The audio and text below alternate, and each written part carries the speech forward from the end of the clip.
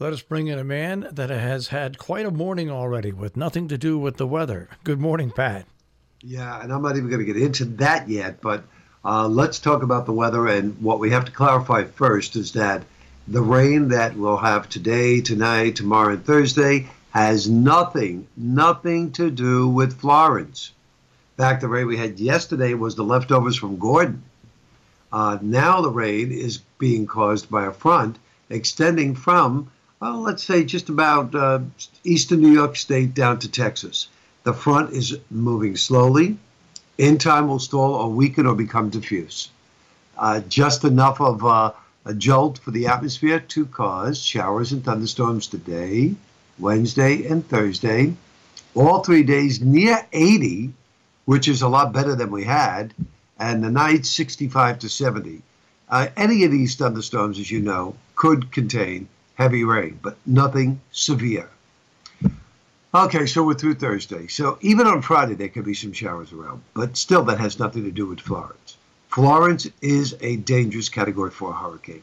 140 mile per hour winds, sustained, folks, sustained, and moving west-northwest at a forward speed of about 10 to 15 miles an hour now. So it picked up some forward speed, but there's a problem there too. We had a buoy report, 23-foot wave heights close by to Florence overnight. Again, for just a ferocious storm of the likes that the U.S. East Coast hasn't seen in quite some time. Here's the problem. It's moving northwestward now, but as it approaches the North Carolina coast or the South Carolina coast, it's going to slow down to a crawl because there's another high over the Midwest. And it's sort of going to be bucking that high. And that's what the computer's having a problem. Will it be the North Carolina coast? Will it be the South Carolina coast? I don't know. It's going to be right in between. And it may sit there for a while before it does a loop. And then it may take off either to the north-northeast and, like Gordon did, affect us next Tuesday, a week from today, in the forebrain, or it could take off northwest and wind up over Ohio and not affect us at all. One thing is for sure, from what I could see now, it will be Florence that will give us a nice weekend. And we could use it. We could definitely use a nice weekend. So if I was anybody along, let's say from Virginia Beach down to Myrtle Beach, I'd be out of there right now. My daughter lives in Virginia Beach. Well, you know, Virginia Beach is definitely right on the edge there. And if the storm were to stall over Hatteras, Virginia Beach is going to get belted. Now, I believe Hampton County is under mandatory evacuation orders. So you better check with your daughter because I think she's in Hampton County. I have to check with her today then. Check with her. I'm almost positive that, coastal Virginia, the Virginia Cape, so to speak, are mandatory evacuation. So the modeling that I've seen is incredible. The Euro, in particular, says that between Friday and Sunday, there are parts of North Carolina that will get up to 45 inches of rain. Now, that's not imaginable to me. I remember getting 20 inches up at my lake in one day, and that was when I was stranded at the lake. I couldn't even get out, and I was scared to death. So 45 inches to me is unbelievable. It'll be historical. And the other thing that we have to remember that is if this storm does stall, the way our computer models are telling us, the coastal areas are going to get battered with hurricane force plus winds for hours and hours and hours. This is looking to be more of a disaster than I would even want to imagine. So, folks, we're gonna just pray for everybody down along the coast there, and hopefully they're sending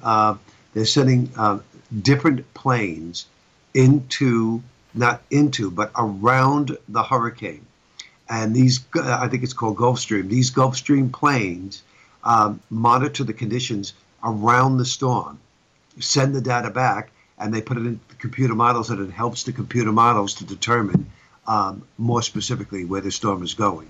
Our government is spending a lot of money on this, and rightfully so, because there's a lot of lives and property at stake here, and they're spending a lot of money and doing a lot of work on it. So you should all keep in touch with the latest advisories. We'll keep you posted as well. I can tell you from the standpoint that there are other storms. There's Isaac, a tropical storm now that's going to go south of Puerto Rico. Whatever left of Isaac will follow up along the east coast, but just offshore. It's only going to do one thing. It's just going to help create more rip currents and strong surf up and down the east coast. Then we have Helene, which is a hurricane east of the Azores. That is going to turn north. That will not affect us. There is a system down in the Gulf of Mexico that I think will become a tropical storm. And I think that is going to head for Texas. Whether it becomes a tropical storm or not, Texas is in for unbelievable amounts of rain. And that would be, by the way, we were up to I, so that would be Joyce. If they give it a name, it'll be Tropical Storm Joyce. All of this happening at once. So I'm very, very busy. I've been getting calls all morning long with film clients and everything that are in the areas, what to do. And I have to have computer problems. And Marshall is always there to help me. My first computer problem that Marshall don't even know about, I spoke to the IT man yesterday because even though I wasn't here, I was here. And I was working, trying to get everything ready for this morning. And I said to him, what's the story with Word? Because it says that if it's not activated by the 11th, I'm not going to have use of it. Don't worry, I spoke with Microsoft, blah, blah, blah, blah, blah, blah, blah, blah, blah. Yeah. Okay, great. As of 5 a.m. this morning, Word is now frozen. It will not let me do a thing. It will not even let me change the time on the form. It won't let me copy and paste. So I can't even copy the forecast and paste it into an email to update all my clients. I can't do a thing, not a thing. So that was number one. Number two, I'm getting complaints about the audio. Marshall right away came to the rescue, told me what I have to do. I will have to do that today. And then it's quiet now. The other computer, the fan, started revving up so loud that I wouldn't be able to speak to you people on our Skype line until I went back of the computer and I pressed on where the fan is and I got the noise to stop. So that was the only thing I was able to rectify. So I have my hands full, and I have to tell you, I never get headaches, but today I have a headache. The actual pounding headache. Tylenol or Aleve. Yeah, I'm going to have to take that, and I don't believe in medicine either. But so that is the scoop. And Marshall, I tried Google Docs. I don't know enough about Google Docs it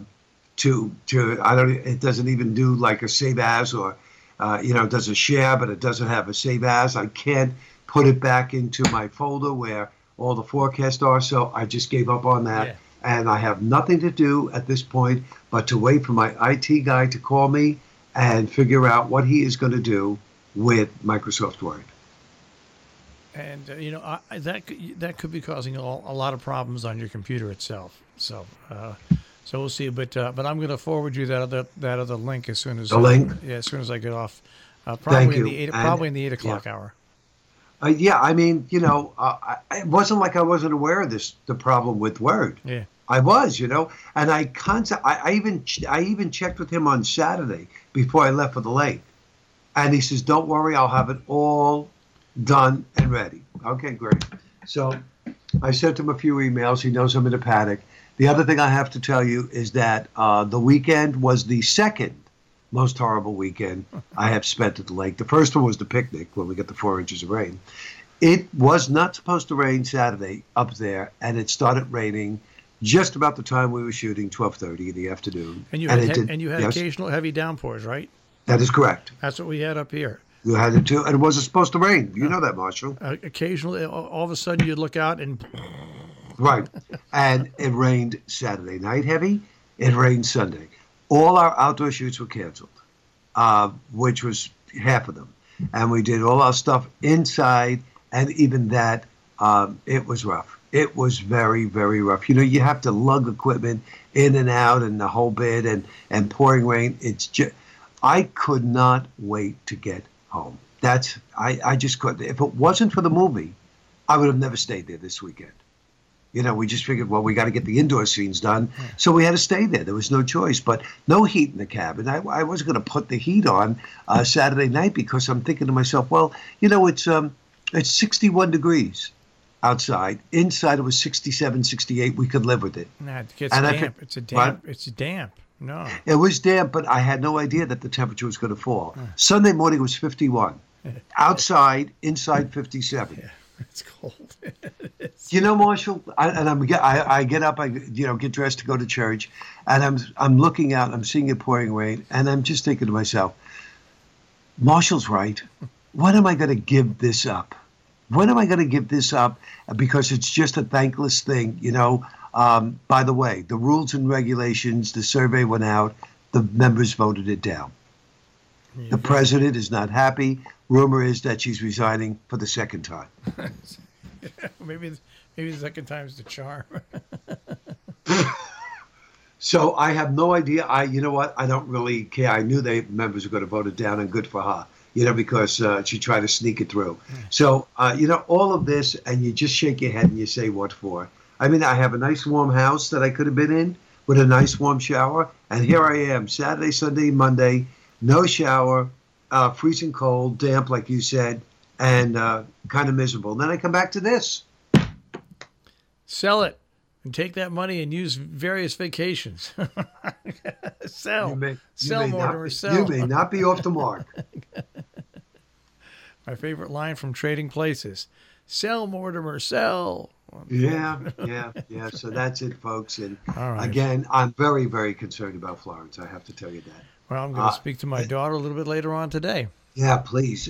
Make sure that she knows what's going on. I'm sure they've contacted her by phone or she's heard it on the news, but I'm almost positive that is what was trickling down to us. And I'll keep you posted on that. And send me the link, and I'll be off and running with that. All right, Pat. Thank you, Marshall. Have a better day. I hope so. All right, goodbye. Bye-bye. Pat Pagano this morning in the Weather Center with the forecast, the hurricane, and the problems.